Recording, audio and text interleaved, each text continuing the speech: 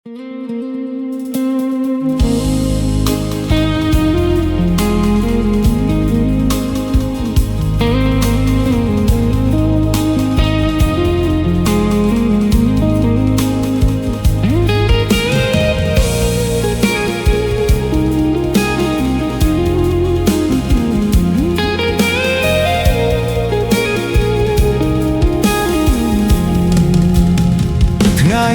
ម្រាប់ខ្ញុំទៅលេងភូមិសំឡូ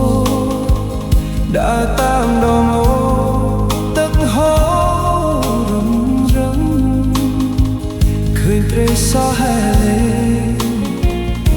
ពីបីក្បាលចិត្តខ្ញុំសប្បាយនឹកឃើញមើលហូរស្លាំជួទ្រួយដើមចេញគោរួជាឆ្ងាញ់ព្រៀងទឹកយ៉ាងបេះពីមាត់អូខ្យល់ជំនោបបផាត់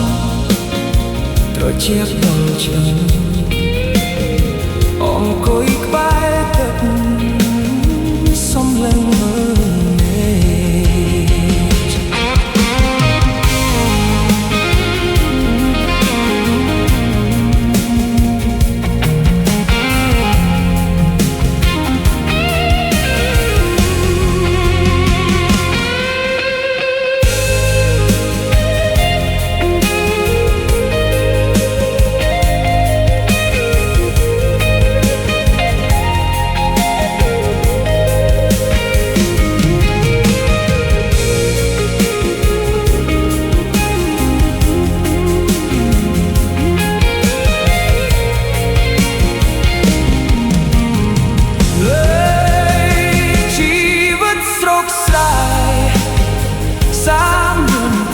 សុខ